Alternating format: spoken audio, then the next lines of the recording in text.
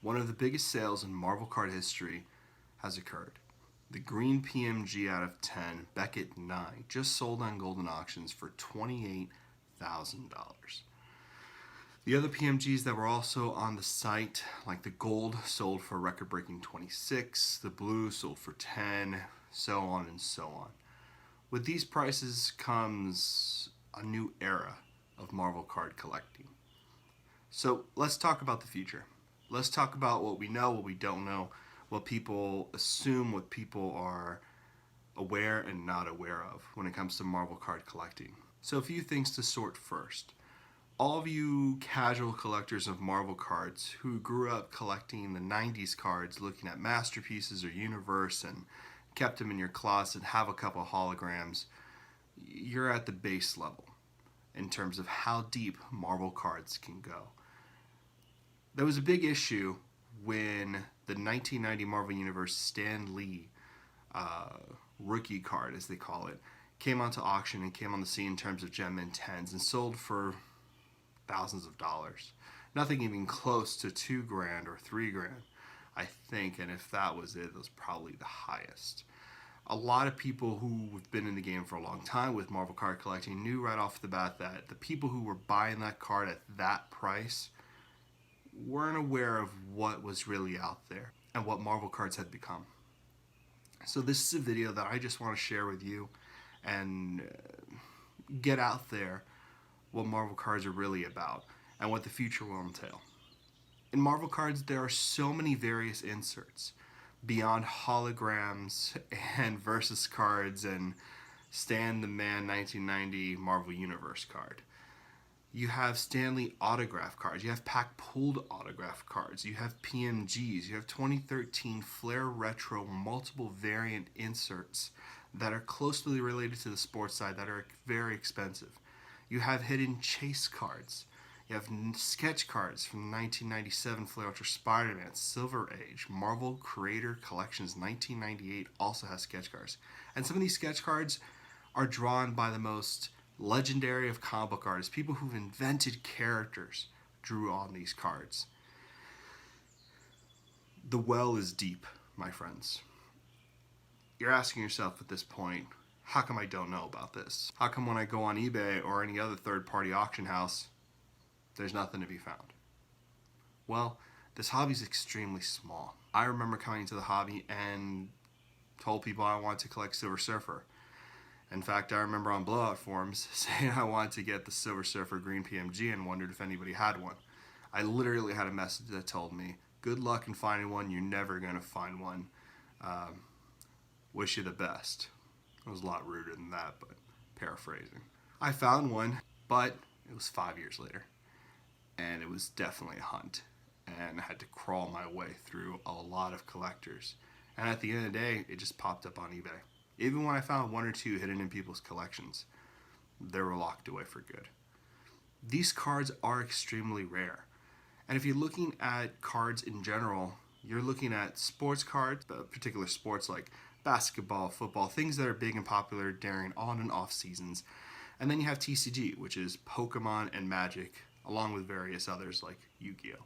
And when it comes to non-sports, you have shows, movies, all of the things that are really undervalued and just not noticed and ignored. You have property like Aliens, Ghostbusters.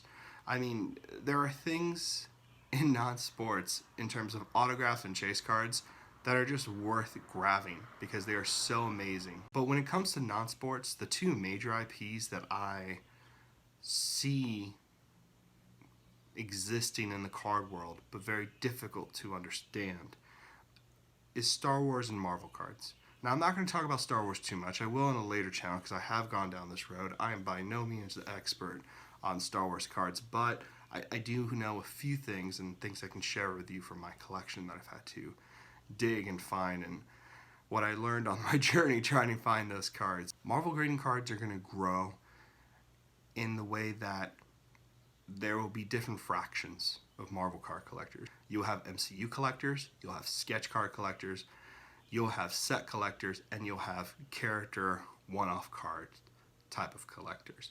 I don't think the card flipper can exist in this world without having the various knowledge from each section.